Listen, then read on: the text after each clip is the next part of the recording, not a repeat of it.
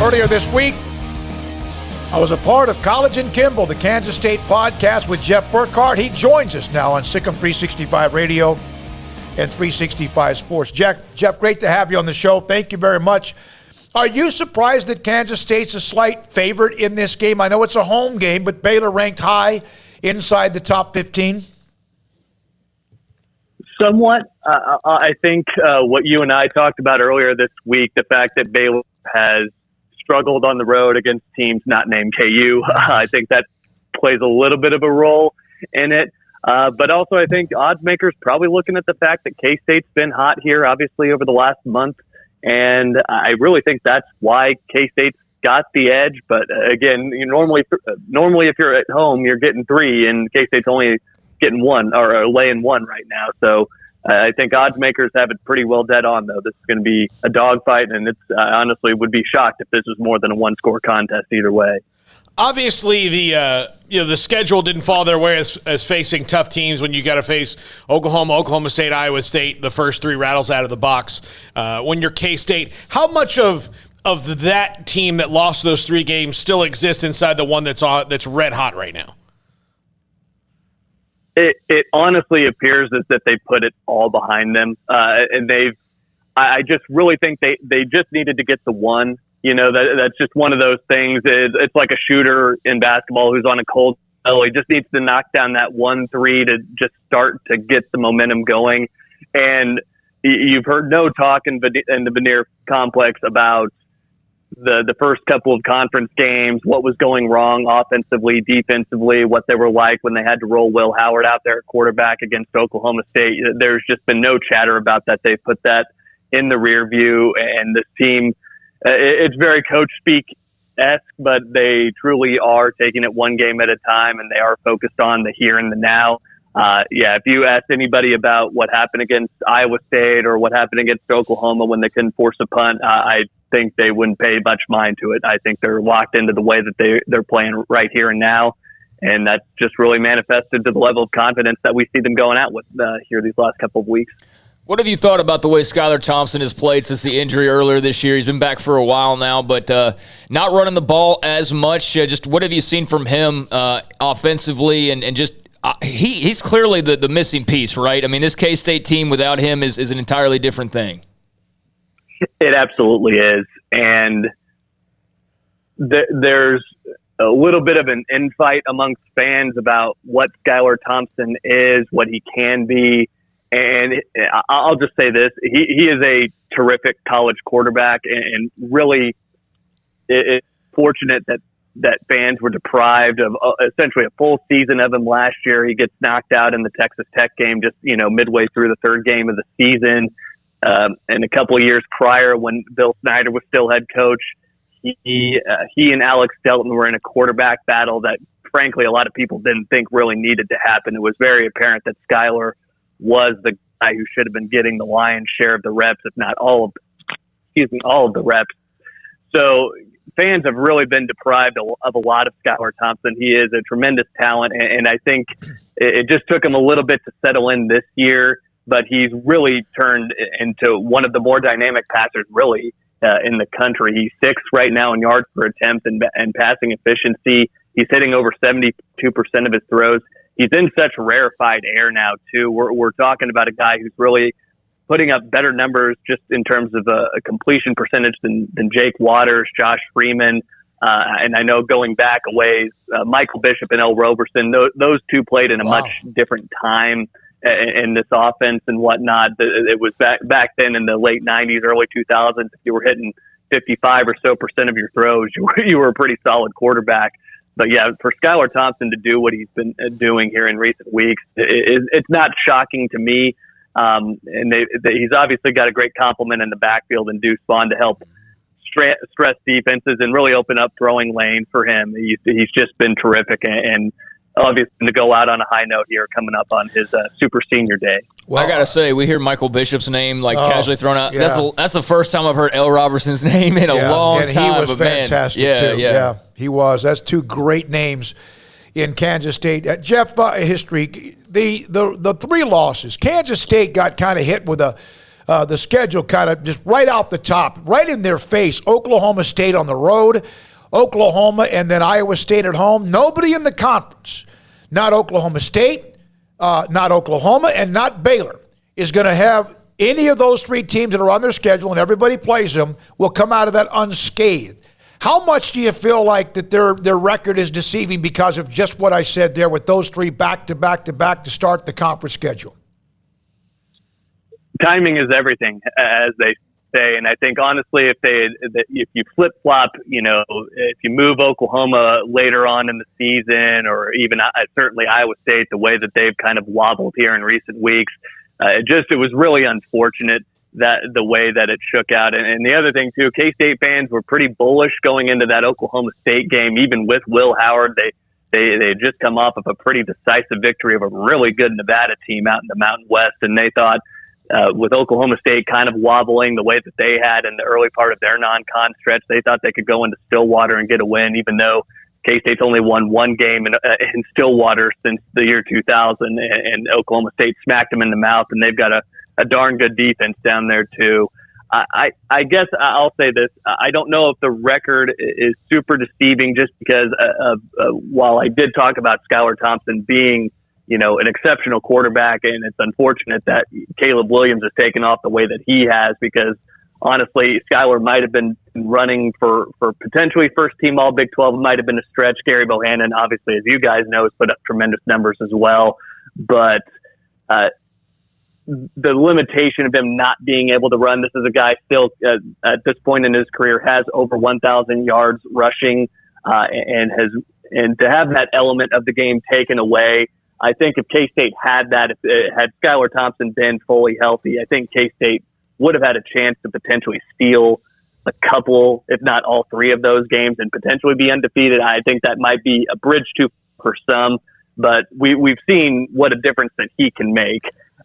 So I just knowing what we know now about him having obviously needing to deal with the injury, I don't think the record is super deceiving. K-State's offense is somewhat limited without that extra dimension of him being able to run the ball. They have struggled at times trying to just go hat on hat and just open lane straight up for Deuce Vaughn or Joe Urban, whoever it may be. So without that added threat, I think,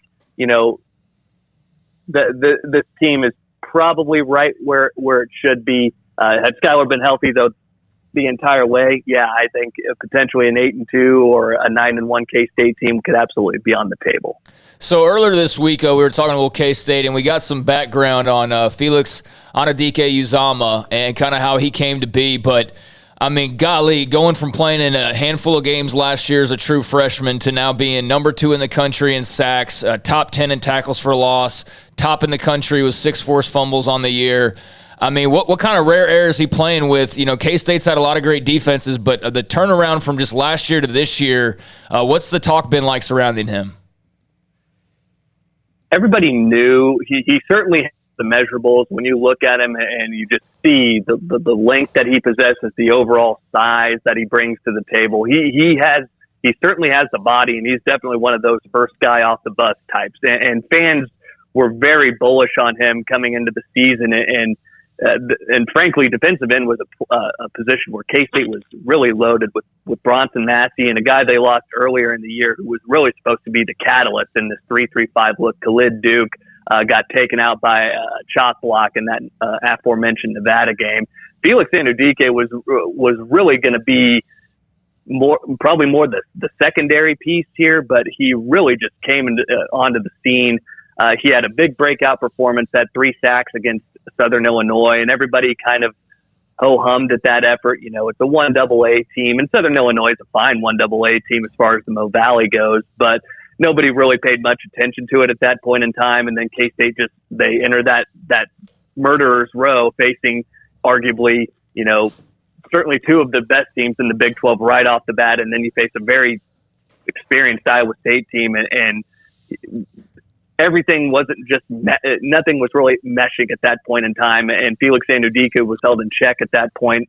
But then all of a sudden things just really take off, and I'm sure everybody's seen the big play when he blew up the play against Texas Tech to get the safety, when the guy held him down and he still got 5 yards in the backfield and tackled Sharadrick Thompson for a loss there.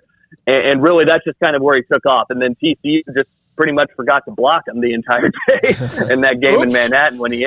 Yeah. I was going to say he ended up with 4 sacks, and that's one thing K-State fans will chirp quite vocally about because he should have ended up with 6, but there were 2 forced fumbles in which the ball went forward in the NCAA. The way that they score that is when if the ball goes past the line of scrimmage and is recovered, it's technically deemed a run. So he lost 2 sacks there. He should have had what would have been an NCAA record-tying performance in that game against TCU. But again, he's up there with the likes of Darren Howard, a guy who was just wrecking teams back in the late 90s for K-State's defense when they were coordinated by Phil Bennett, a guy your guys are familiar with. And he will have the opportunity to play on Sunday. Fans obviously hoping he sticks around Manhattan all 4 years, but quite frankly, I'd be surprised if that occurs, especially with the way that he's been performing as of late. He has just been a one-man wrecking crew. So, Jeff, Baylor has struggled on the road this year, which I'm sure you guys are well aware of. That's like a big question mark for them just over the course of this season and certainly heading into tomorrow. But tomorrow is senior day. You got K-State riding this win streak. It's going to be Skylar Thompson's last hurrah.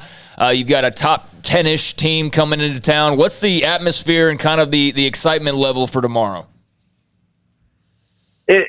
And not to bring it back to the point that Smokey brought up a little bit ago, but that 3-game skid at the early part of the season was so deflating for so many fans. It's unfortunate that there are still quite a few tickets left on the secondary market right now for this game, and students are heading back early for Thanksgiving break.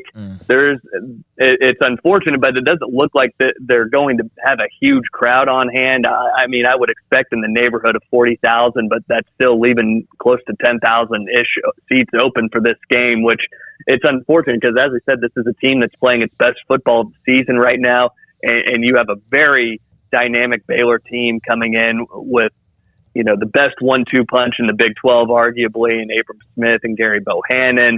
You got a defense that's rock solid at every level.